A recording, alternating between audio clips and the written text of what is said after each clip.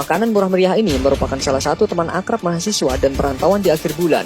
Banyak rumor di luar sana jika mie instan itu tidak sehat, berbahaya, mengandung lilin, menyebabkan tumor, kanker, dan penyakit lain yang seram-seram.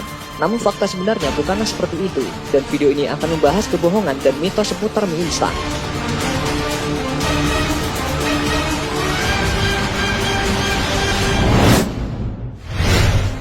Memasak mie instan dengan bumbu menyebabkan kanker.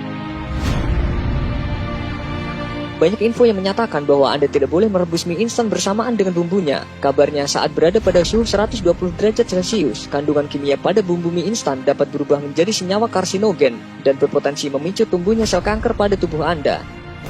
Sampai saat ini belum pernah ditemukan adanya senyawa karsinogen pada mie instan. Di sisi lain, pemasakan mie instan tidaklah sampai pada suhu 120 derajat Celcius. Mie instan sebelumnya telah melalui proses penggorengan, sehingga yang dijual dalam kemasan sudahlah setengah matang.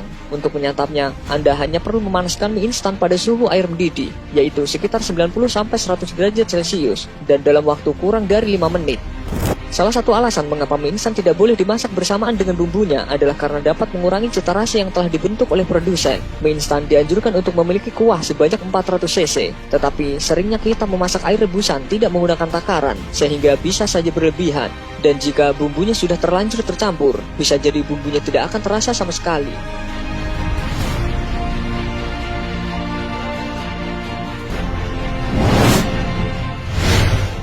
Mie instan mengandung zat lilin. Banyak yang berpikir mie instan tidak lengket karena mengandung zat lilin di lapisan luarnya. Namun bukan seperti itu fakta sebenarnya. Mie instan bisa saling tidak melekat satu sama lain bukanlah karena penggunaan zat lilin, melainkan karena adanya kandungan minyak di dalam mie instan. Pada pembuatannya, mie instan melalui proses deep frying yang bertujuan untuk mengurangi kadar air dan membuat mie instan tetap awet. Dari proses inilah minyak terserap ke dalam adonan mie instan dan akhirnya dikeluarkan pada saat pemasakan. Jadi sudah terbukti bahwa mie instan tidak lengket karena minyak, bukan disebabkan karena penggunaan zat lilin oleh produsen.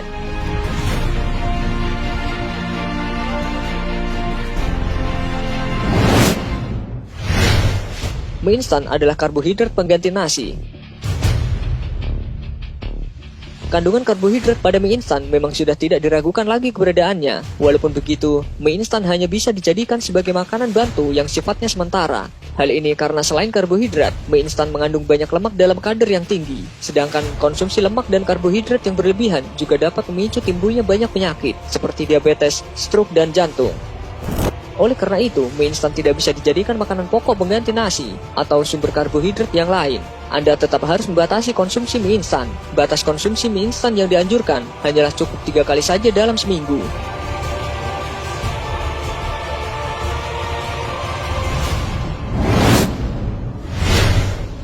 Kombinasi mie instan dan nasi putih. Hampir seluruh orang Indonesia pernah memakan mie instan dengan campuran nasi putih, terutama di kalangan anak kosan. Kolaborasi ini adalah penyelamat akhir bulan yang bisa membuat perut kenyang dan terganjal sampai malam. Mie instan dan nasi putih adalah sama-sama sumber karbohidrat yang cukup tinggi. Dalam satu porsinya saja, mie instan sudah mengandung 400 kalori. Jika ditambah dengan nasi putih, kandungannya pun bertambah hingga 700-800 kalori. Padahal normalnya manusia hanya membutuhkan 1.700 sampai 2.000 kalori saja per harinya. Itu pun harus dengan berbagai asupan gizi dan dalam 3 kali makan besar serta 3 kali makanan ringan. Fakta yang sebenarnya adalah selain menambah asupan kalori, perpaduan mie instan dan nasi putih ini juga dapat meningkatkan kadar gula darah dalam tubuh. Jika terlalu sering dan terlampau banyak, badan Anda tidak hanya menjadi lebih gemuk, tetapi juga beresiko terkena penyakit diabetes.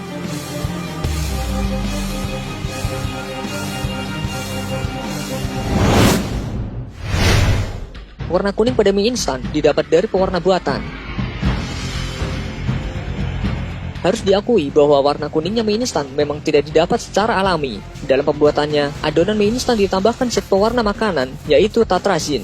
Zat pewarna ini sudah terserap dengan baik dan saat direbus tidak akan luntur.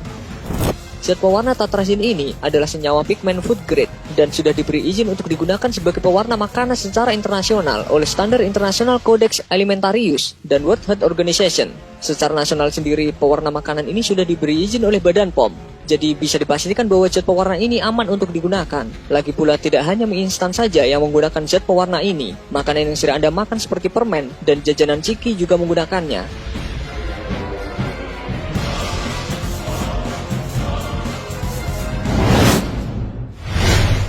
Mie instan mengandung beragam gizi. Mie instan memang bukan makanan yang sempurna. Mie instan sendiri mengandung protein, lemak, vitamin A, C, B1, B6, dan B12, niacin, folat, pantotenat, dan mineral besi. Walaupun terbilang cukup banyak, namun jumlahnya yang sangat sedikit. Untuk itu, mie instan tidak bisa dimakan sendirian. Foto semangkuk mie instan lengkap dengan telur, daging ayam, dan sayuran pada kemasan bukanlah hanya sekedar pemanis saja. Namun, itulah saran penyajian yang dianjurkan oleh produsen dan para ahli gizi untuk membuat mie instan menjadi makanan yang lebih lengkap. Jadi, jika ingin menyantap semangkuk mie instan, tambahkanlah bahan makanan lain sebagai pelengkap. Anda juga bisa mencampurnya dengan telur rebus, sawi, wortel, atau daging. Selain lebih sehat, rasanya juga pasti tambah nikmat.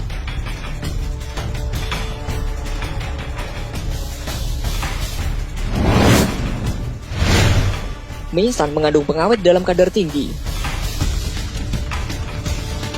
Sudah dapat dipastikan, makanan dalam kemasan yang dijual di pasar swalayan pasti menggunakan pengawet. Hal ini bertujuan agar umurnya bisa bertahan lama. Di Indonesia telah ditetapkan penggunaan bahan pengawet secara aman, hanya 250 mg saja per kilogramnya. Untuk mie instan sendiri, penggunaan bahan pengawet dipagin pada kecapnya hanya berjumlah 1 mg saja. Sebenarnya mie instan bisa jadi sangat awet bukan karena pengawet kimia, namun metode khusus yang diaplikasikan selama pembuatannya. Mie instan digoreng dengan teknik deep frying. Proses penggorengan ini dilakukan pada suhu yang tinggi, yaitu berkisar antara 140 sampai 160 derajat Celcius. Pada suhu ini dapat dipastikan tidak ada mikroba yang dapat bertahan hidup karena kadar air pada mie instan telah turun hingga 3% saja. Dan jika tidak ada mikroba, maka makanan pun tidak akan busuk walaupun tanpa bahan pengawet.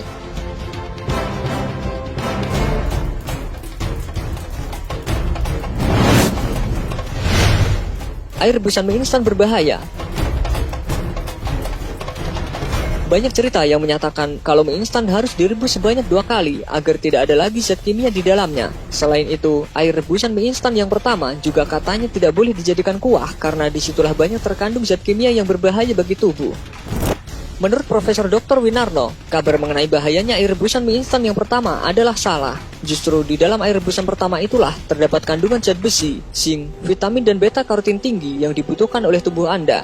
Pada proses pembuatannya, mie instan telah mengalami proses fortifikasi atau penambahan zat-zat gizi dan vitamin yang diperlukan tubuh. Zat-zat gizi dan vitamin ini akan larut dan berpindah dari mie instan ke air pada saat perebusan. Maka dari itu, air rebusan mie instanlah yang justru memiliki kandungan gizi bagi tubuh.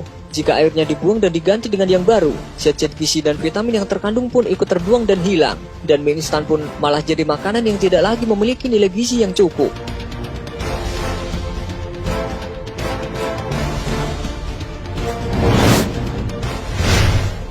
Styrofoam beracun.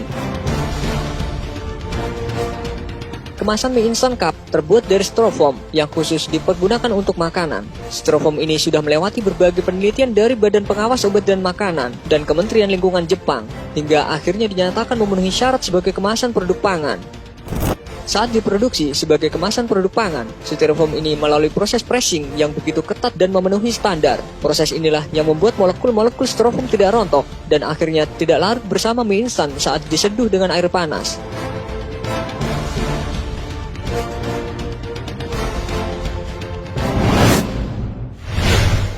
Mie instan adalah makanan murahan. Sebagai anak kos dan perantauan, saat tidak ada uang untuk makan, mie instan selalu hadir sebagai pahlawan dan memberikan rasa mengenyangkan. Alasannya tidak lain dan tidak bukan adalah harganya yang murah. Namun tahukah Anda, sebelum menjadi panganan sejuta umat seperti saat ini, dulu mie instan sebenarnya pernah menjadi makanan yang mewah. Mie instan lahir di Jepang dari tangan Momofuku Ando, pendiri perusahaan ramen instan Nissin. Pada tahun 1958, ramen instan pertama pun hadir dengan rasa ayam yang khas. Ramen instan ini diharapkan menjadi makanan yang praktis dan dapat dimakan di mana saja serta kapan saja. Namun saat itu yang umum ditemui di pasar swalayan adalah mie atau udon yang fresh. Mie instan pun dianggap barang yang mewah karena merupakan produk baru dan masih belum mudah ditemui. Hasilnya, harga ramen instan pun melambung tinggi hingga 6 kali lipat dari harga udon yang fresh.